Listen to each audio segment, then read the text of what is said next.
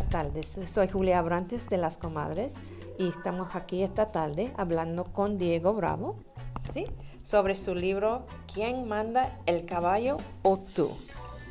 Buenas tardes. Buenas tardes. ¿Puedes hablar con nosotros un poco de su libro? Muy bien. Este es un libro de crecimiento personal que se puede usar como una guía de transformación personal. Tiene una estructura a partir de la cual la persona estudia, lee unos temas que yo voy desarrollando. Al final de cada tema hay unas preguntas que le permiten hacer su propia reflexión y además para cada uno de los capítulos hay unas palabras clave. ¿Qué son unas palabras clave? Es algo que todos usamos diariamente como mantras.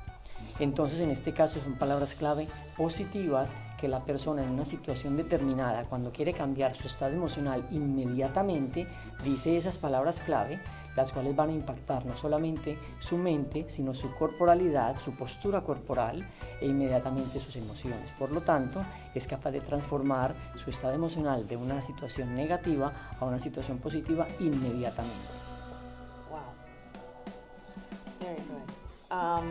¿Y qué te inspiró a escribir este libro? Bueno,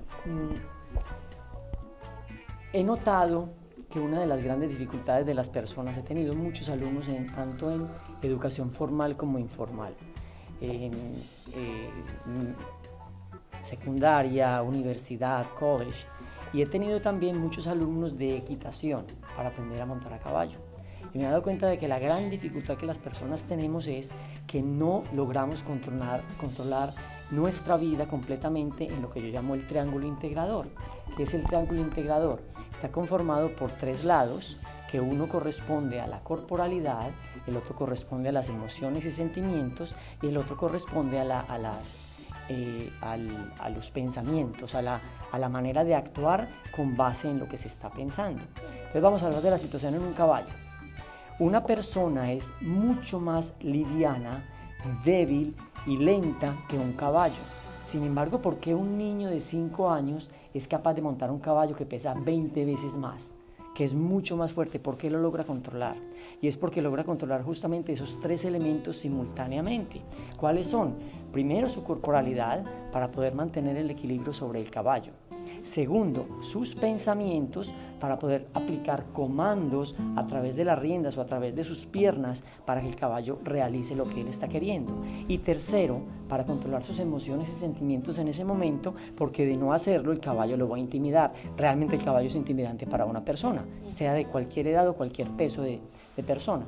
Entonces, si la persona logra controlar esos tres elementos, logra controlar el caballo. Sin embargo, hay una situación adicional. El caballo piensa. El caballo no es como montar una bicicleta. Cuando uno monta una bicicleta, la bicicleta no reacciona, no piensa. Simplemente la bicicleta se mueve en donde uno la lleve, ¿sí? El caballo no. El caballo piensa y reacciona ante los estímulos del exterior. Entonces la persona cuando está montando, además de concentrarse en sí misma, tiene que identificar qué está diciéndole el caballo. Dirá la gente, ¿cómo que dicen? ¿Qué le está diciendo el caballo? El caballo todo el tiempo habla con la persona a través de las orejas, dependiendo de la posición de las orejas. Y adicionalmente, la persona tiene que estar observando el exterior, lo que lo rodea, para anticiparse a una posible reacción del caballo. ¿Correcto? Porque el caballo, como es una presa de depredadores, siempre está alerta y dispuesto a salir corriendo si algo no le gusta o algo le intimida. Entonces la persona, sea un niño o sea una persona mayor, necesita estar al tanto de entender qué está haciendo el caballo, entender qué está pasando alrededor para poder evitar que el caballo tome reacciones que le van a hacer perder el control al jinete. Y además el jinete mismo tiene que controlarse a sí mismo en su parte emocional, mental y física, ¿sí? Entonces eso es de lo que se trata, de que las personas no manejamos muchas situaciones en la vida, en relaciones personales, en retos de la vida, es porque no manejamos este triángulo integrador sincronizadamente. Voy a poner un ejemplo. Cuando una persona, es muy común ver que cuando hay personas que son muy sobresalientes a nivel intelectual, abandonan su corporalidad.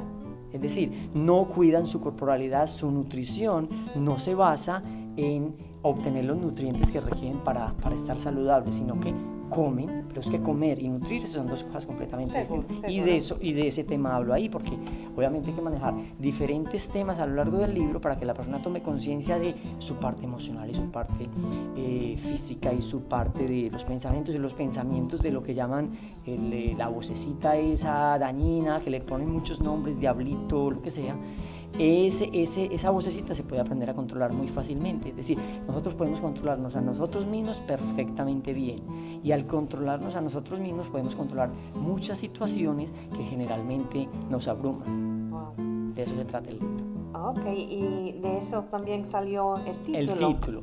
Entonces el título es una combinación de dos cosas. Primero, es un reto. ¿Quién manda, el caballo o tú? Es decir, en cualquier situación que la persona se está sintiendo abrumada es ¿quién manda, el caballo o tú? Incluso en inglés hay un dicho que es ¿quién conduce el bus? ¿Tú o el bus? ¿Cierto? Sí. Es más o menos así la traducción, pero es la frase que, enseñando a mis alumnos de equitación, que en mi carrera como instructor de equitación han sido más de 1000 alumnos entre los 4 y los 72 años, ¿sí? Es la pregunta que más realicé es ¿quién manda, el caballo, tú? Por diversas razones, ¿sí? Lo que me pareció muy simpático es esto, que frecuentemente me llegaban alumnos que me decían, yo estaba montando en el bosque o en mi finca y entonces me dio miedo y yo recordé su voz que me estaba hablando y me decía ¿quién manda, el caballo, tú? Y yo logré controlarme a mí mismo y logré controlar la situación y yo, ¿qué se me enloqueció? Pero luego era otro y otro y otro, entonces ya dije, bueno, todos no pueden estar locos, ¿sí? Todos no pueden estar escuchando mi vocecita. Y me puse a analizar de qué se trataba esa situación y eso es, cuando uno logra que en la mente decirse algo, le permite controlar tanto su parte emocional como su corporalidad. Y ese era el éxito de la persona en ese exacto momento. Entonces, cuando una persona está aprendiendo a montar a caballo, es muy típico que el caballo le hace algo, porque hay una jerarquía. Es decir, cuando uno monta a caballo hay una jerarquía entre el caballo quiere dominar y la persona quiere dominar. ¿Por qué el caballo quiere dominar? Porque son animales de grupo igual que nosotros. Entonces mantiene, el más dominante es el que primero come, el que más sobrevive, el débil es el que se van a comer los depredadores, ¿correcto? Entonces, en este caso, el caballo quiere tener una jerarquía superior, una posición jerárquica superior a la del jinete. Pero si el jinete quiere lograr lo mismo, primero tiene que controlarse a sí mismo. Y así logra controlar al caballo. Entonces, ¿quién manda, el caballo o tú, ante cualquier situación que tengamos?